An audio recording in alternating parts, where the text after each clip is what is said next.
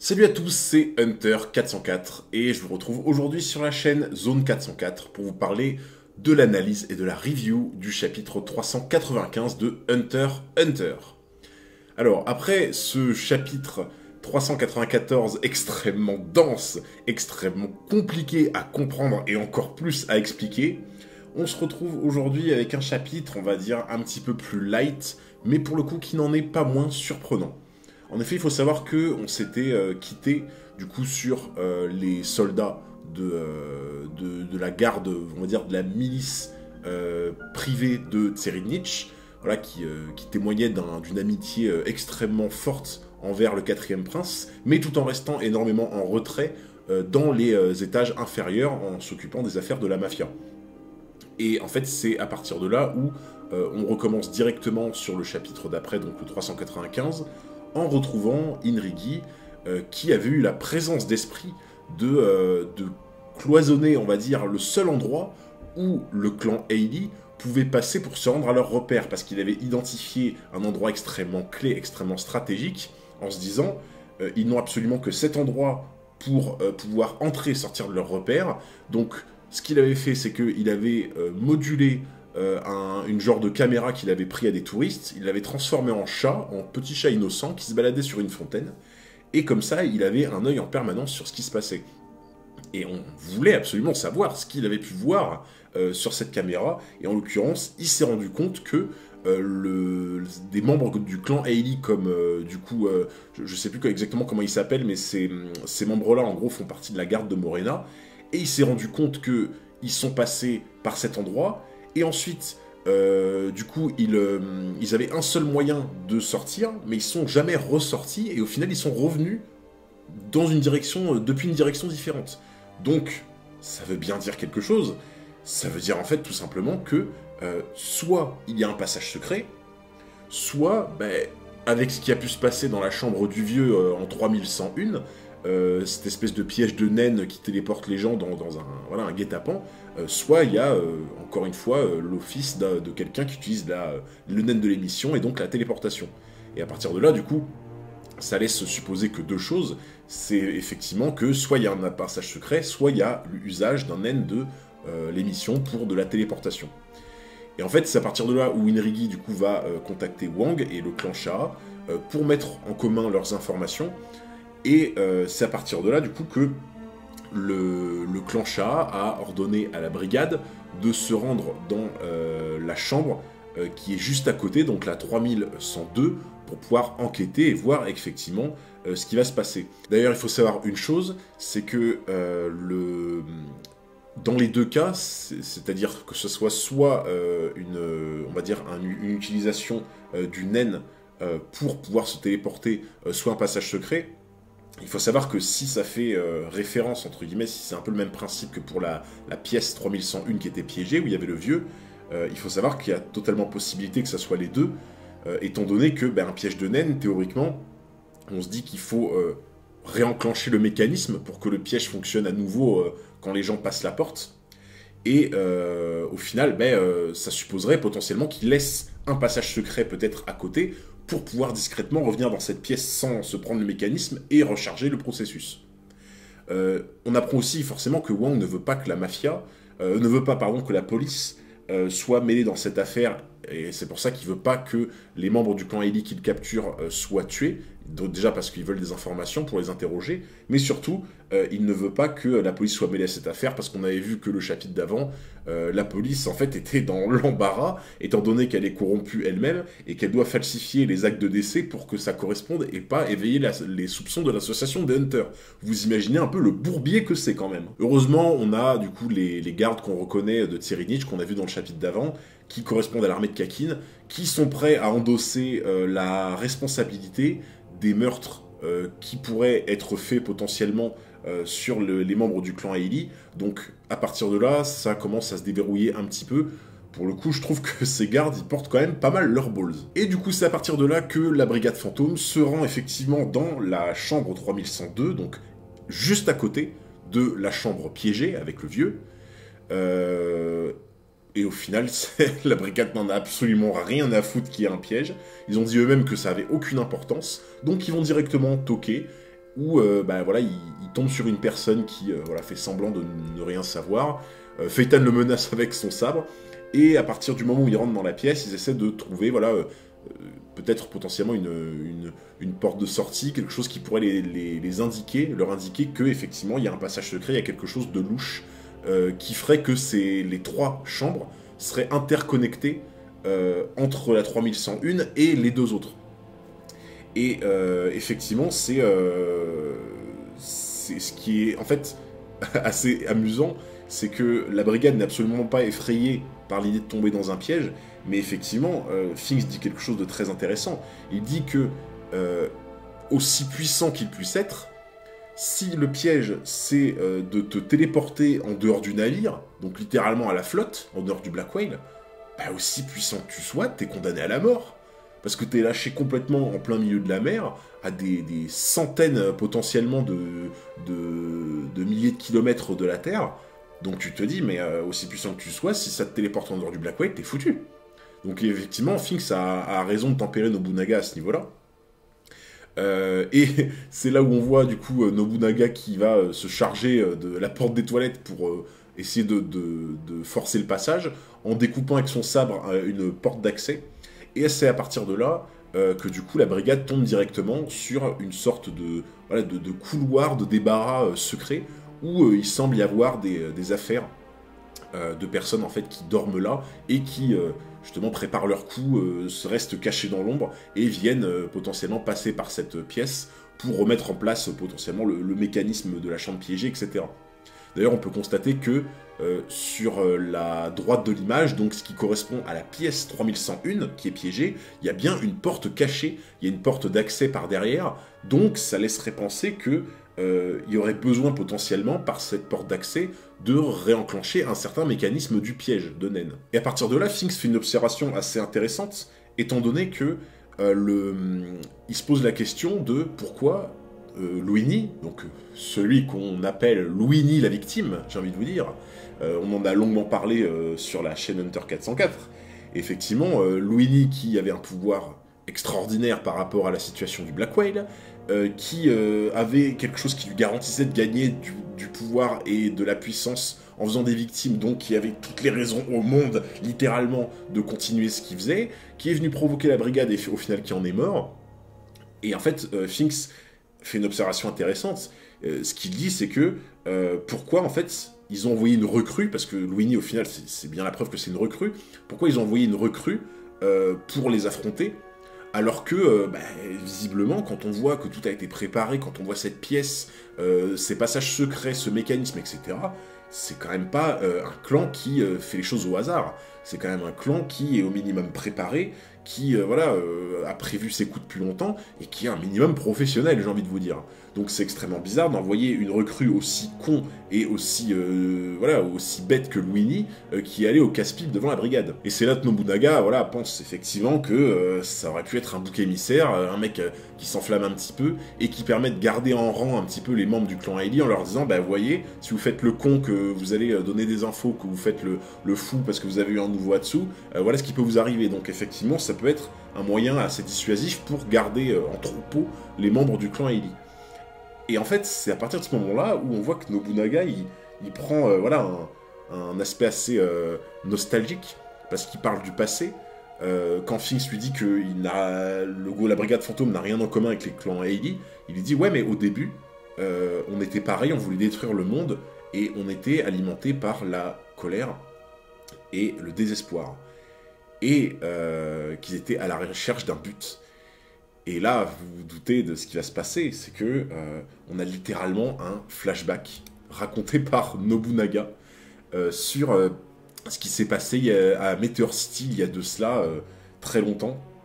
C'est assez compliqué à dater, mais dans l'idée, je crois que c'est peut-être une période d'il y a au moins 15 à 20 ans, je crois. Et en fait, on retrouve un Meteor City, une image assez frappante de Meteor City, avec une image de cassette qui fait extrêmement penser, pour ceux qui connaissent Yu Yu Hakusho, au chapitre noir, cette espèce de cassette que détenait Shinobu Sensui, où il y avait toutes les horreurs de l'humanité qui étaient dessus. On a tous pensé à ça quand on l'a vu, je pense, ceux qui connaissaient Yu Yu Hakusho.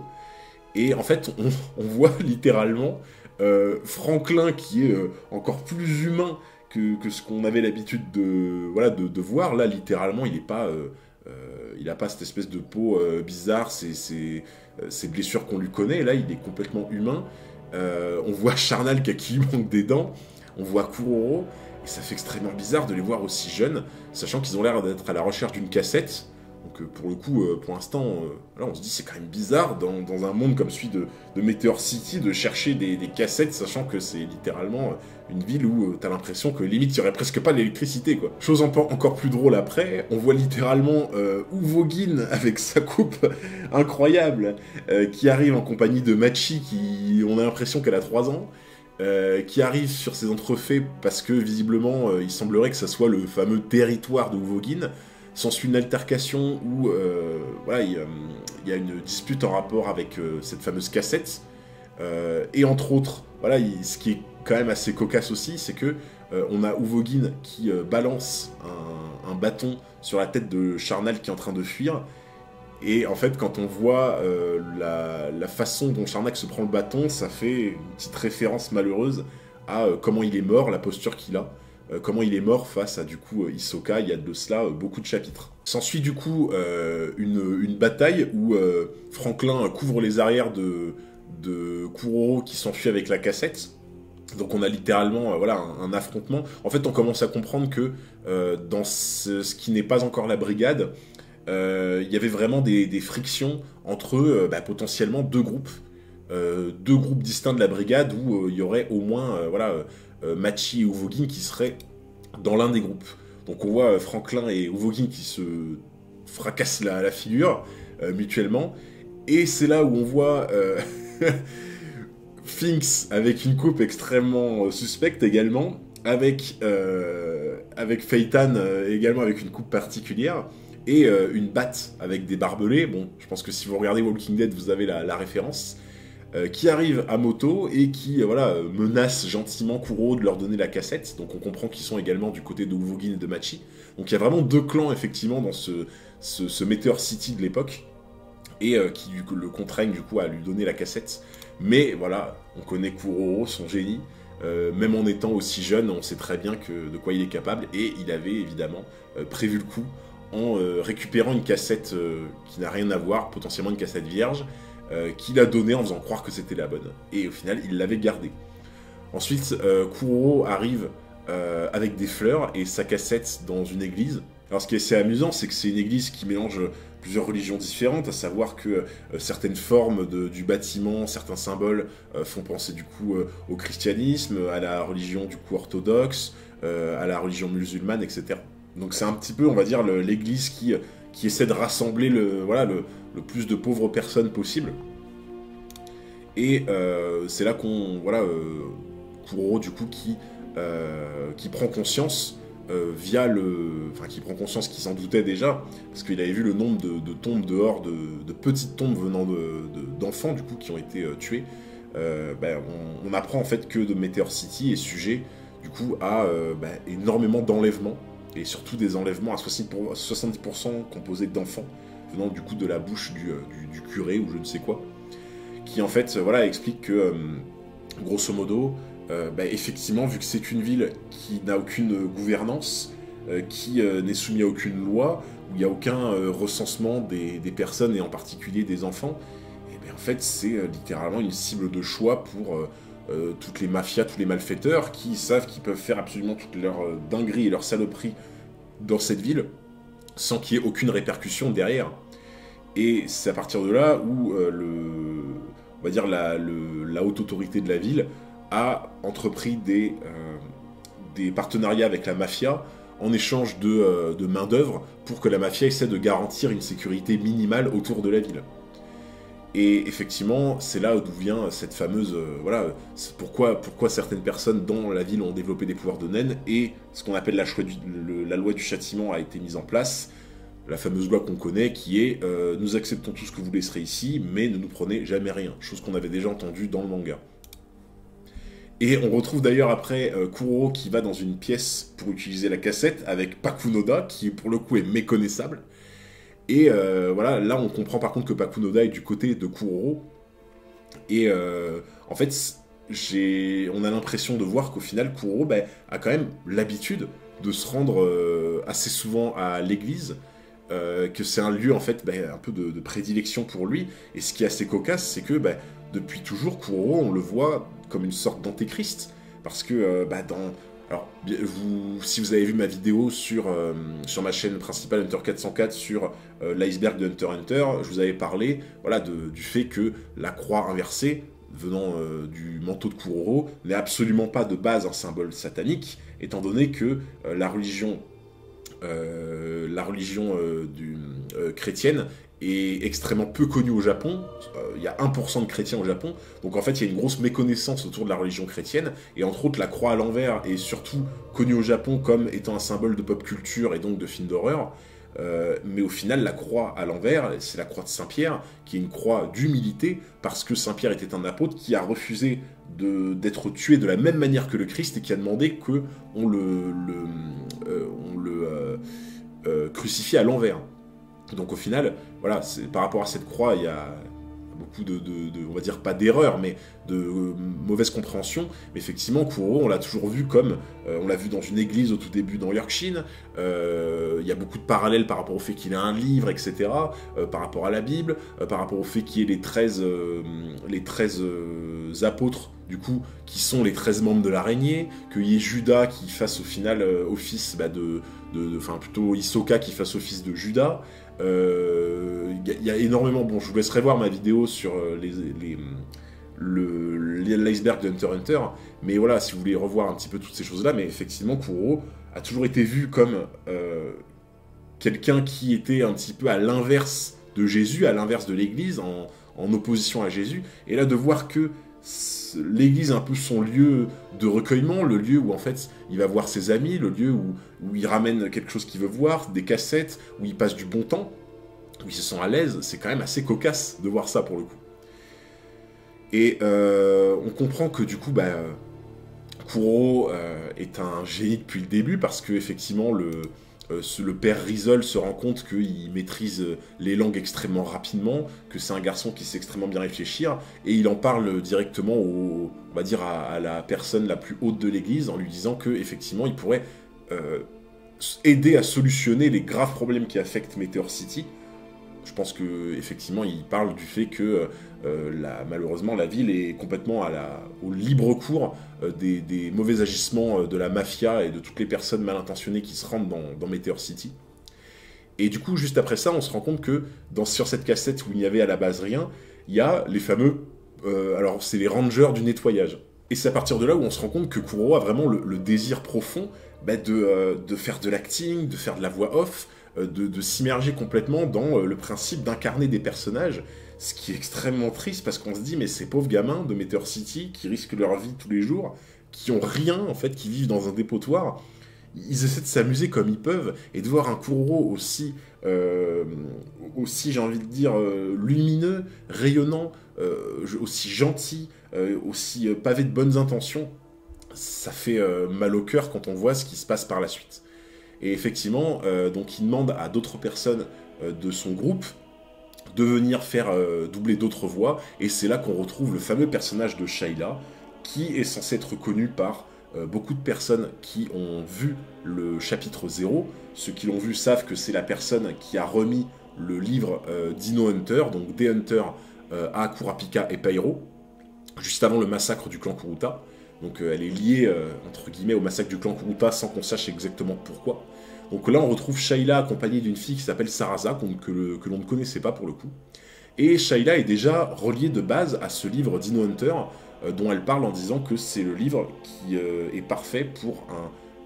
quelqu'un qui veut devenir Hunter, et elle a l'air d'y tenir comme à la prunelle de ses yeux. Ce qui laisse supposer, de se dire, pourquoi si ce livre elle y tient autant, pourquoi elle l'aurait donné comme ça, un peu à la va-vite, à Kurapika et Pyro, de personnes qu'elle ne connaissait pas. Donc on est en droit de se poser beaucoup de questions à partir de ça. Et du coup, Kuroro, Shayla, Sarasa et Pakunoda se retrouvent pour effectuer du coup leur doublage. Et c'est sur cette dernière image qu'au final on voit quelque chose d'extrêmement triste, à savoir ce dont parlait le père Rizol, la périphérie de Meteor City, qui est sujet à des enlèvements. On constate 3 potentiellement enfants qui sont enlevés dans une voiture, avec quelqu'un qui dirige les opérations et qui vient, alors pas du tout de manière inopinée, hein, c'est-à-dire que ça a vraiment l'air d'être on va dire un enlèvement prévu, donc ça laisse poser beaucoup de questions, à savoir que tout simplement, si les choses sont aussi bien organisées en termes d'enlèvement, ça veut forcément dire que dans la ville de Meteor City, il y aurait des indices, il y aurait des personnes, ou peut-être carrément un groupe, qui aurait des informations à donner de façon assez récurrente à la mafia pour qu'elle vienne littéralement à des rendez-vous pour enlever des gens. C'est là où on se pose vraiment de vraies questions, à savoir, est-ce qu'il n'y aurait pas un groupe ou des personnes dans Meteor City qui auraient des arrangements avec la mafia et qui seraient mêlés à ces histoires d'enlèvement. Et en fait, sur cette dernière image, on voit que l'une des personnes qui dirige l'opération est bardée de tatouages sur tous les bras. Effectivement, vous aurez tous pensé au tatoueur des Hailey, que l'on retrouve bien plus tard au service de Tserinich. Alors, il faut savoir qu'au niveau des tatouages, j'ai pas l'impression que ça corresponde exactement. C'est qu'une maigre piste, parce qu'on a juste l'idée des tatouages sur les bras. Malheureusement, j'ai pas l'impression que pour l'instant, ça soit suffisant pour se dire que éventuellement il y aurait une piste par rapport à Tserinich, au sujet de ces enlèvements. De manière générale, ça fait extrêmement plaisir dans ce chapitre d'avoir